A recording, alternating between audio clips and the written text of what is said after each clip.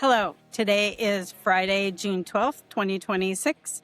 I'm Cindy Allen, CEO of TradeForce Multiplier, a global trade consultancy service. We handle everything from the normal run-of-the-mill classification projects to designing trade strategy for you and selection of IT services. Welcome to Simply Trade Cindy's version, where I base an international trade update on a Taylor Swift song. This podcast is brought to you in association with the Global Training Center. Today's song is The Black Dog. We'll get into that in a moment, why. But first, what's happened in international trade this week? Well, it's been another busy week in trade, which is not normally the occurrence for a June timeframe. Usually it's pretty quiet in trade, but not this week. In the Court of Appeals found that Section 122 is likely lawful. This means that the collection of Section 122 duties will continue while this goes through the court process. And remember, Section 122 actually ends at the end of July by statute. So we only have a little more than a month left of Section 122 collections. And the challenge actually centers around the definition of balance of payments, which is what the statute gives the president the authority to address. And the question is, does trade deficits really qualify as a balance of payment issue? So we'll continue to watch the court on that. Several updates in the IEPA case. There were a few hearings and a few filings this week as well from CBP. CBP confirms that refunds continue to be processed. They did not comment on the anecdotal evidence in the trade that they're being slowed, but they did say they continue to be processed as they're looking through the filings and going through that normal process. They did announce in a big announcement that reconciliation entries are going to be allowed to be filed in CAPE as of June 29th. So really good news for anyone who participates in the reconciliation.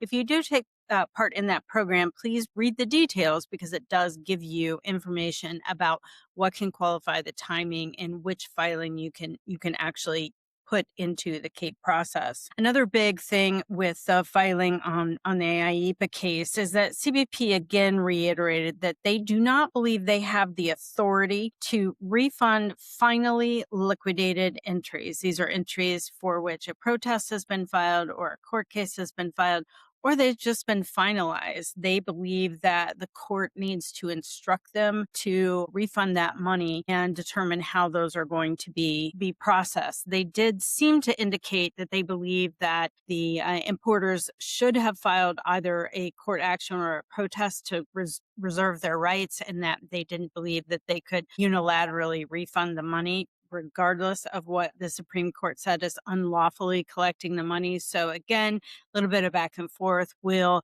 continue to watch this as it unfolds. On the Hill, while on June 10th, President Trump indicated that the U.S. doesn't need anything from Canada and Mexico, the House Agricultural Committee actually held hearings on outlining the importance of industry with U.S., Canada, and Mexico specific to the agricultural industry. Market access and tariff rate quotas were discussed as challenging overall, but the trade is being seen as beneficial. There were specific articles that the witnesses discussed being challenged and access being blocked in one way or another, either through Canada, Mexico, or in the U.S. But overall, the witnesses called for a quick conclusion to the USMCA negotiations. So President Trump also indicated in that statement that he will not renew USMCA for 16 years, which is what Canada and Mexico have called for, just doing a unilateral renewal for 16 years to give trade the ability to plan and businesses to know what the next 16 years looks like. It doesn't appear that that's going to be favorable, however, and we don't expect that to happen. The deadline is in July to renew this agreement. We don't think that that deadline is going to be met for USMCA. So what happens? Well, it's extended a year, and then it's extended another year if we can't come to an agreement. So everyone in trade that I've talked to seems to indicate that they believe that the year is going to be extended and the negotiations will continue to happen. In other news, there were several conservative groups that have pushed for the Jones Act to be eliminated still. The Jones Act does require U.S. owned vessels to participate in waterway traffic. So if you were shipping something from, say, Hawaii or to Alaska, it required a U.S. owned vessel. And those arguing against the Jones Act have indicated that this has actually put additional costs that have no bearing on the U.S. trade, and that they do seek to eliminate the Jones Act altogether to free that transportation avenue up. We'll watch what happens there. That's been a staunch law that has been defended many times. So it'll be surprising if that does go away. However, we're in a different environment. This is not a normal trade environment. Now, let's talk about the executive order. I talked about this a little bit last week, but as we continue to digest the executive order on strengthening customs enforcement, several major concerns have emerged, and I'm going to cover three of them today. One is surety bonds. Surety bonds have continued to rise due to the additional trade remedy tariffs. So some are at or above billion-dollar valuations on the bond. The increases in mid the bond term are now common as those tariffs continue to rack up against importers. Collateral is becoming a common occurrence due to the risk by the surety companies. Multiple underwriters being required to underwrite these large bonds are being required. And we haven't seen those requirements come down. I haven't heard of any bond notifications coming from CBP saying, oh, you need less of a bond. So we don't expect those to come down. Now, why is this important? This is true due to the trade remedies is not really being enforced by the EO. However, it's important because the executive order language indicates that CBP may only mitigate penalties to 50 of the amount. So what does that mean? We are not sure if the term penalty includes just penalties or if it includes liquidated damages, because the language of the EO isn't exactly clear. And as these aren't written by customs experts, they're usually written by policy decision makers at the White House, they may not understand the difference between a penalty and a liquidated damage and are grouping them together.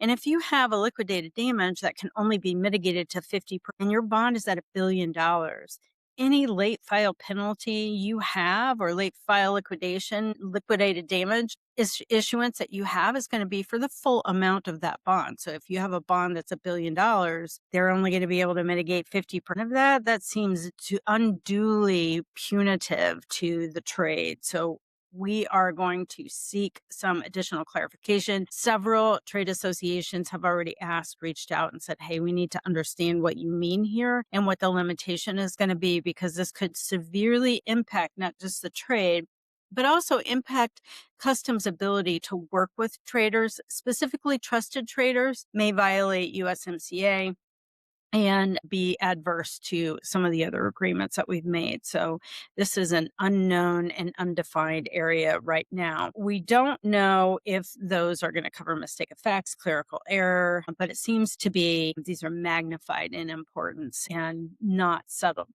The second thing I want to talk about is the foreign importers of record. Another EO issue is the elimination of foreign importers of record except under specific circumstances. And those specific circumstances are also not well known or understood. Can they use a bond? Can they use a single transaction bond? They aren't able to be bonded, but we don't know what that really means. It's not really a language that applies to the current process. So we need to have additional information to understand what this executive order really is calling for. It also has a massive impact on Canadian importers. Many importers are foreign importers of record, but are sitting in Canada due to the large volume of northern border trade that happens every day. And sureties and CBP have actually treated them as U.S. companies. They don't require additional collateral like they would for other areas of the world. They do allow them to participate in some degree with programs in the United States. So we aren't sure how the Canadian element is going to play out in not allowing these foreign importers of record. Will the rulemaking provide a carve out for these companies? We'd seen some earlier language from the Hill that did carve Canadian companies out. Will this common practice be curtailed? Will it in fact affect USMCA negotiations? We don't know. We do know that the intent of the executive order on foreign importers of record is generally seen as a good thing if you put the Canadian issue aside. And it seemed as a reasonable elimination of shell companies, an approach that CBP hopes will work, as well as the surety companies hope will work in eliminating these shell companies that have plagued the anti-dumping duty affected industries to a great degree. But it seems like this is a bit of overkill, and there are unintended consequences here on this action. And then the last major issue that I do want to address today is the ownership language. Now, this does talk a little bit about the shell companies and it is related to the surety issue. However, the EO talks about reporting the ownership percentage of companies. While the language seems to center around the shell company issue, it isn't limited to that. Concern is that this is an expansive requirement and more information is really needed to understand why ownership percentages are going to be required outside of a foreign importer of record. Will they then take U.S. companies who have a higher degree of foreign ownership and treat them as foreign importers of record? I think that's what the big concern is.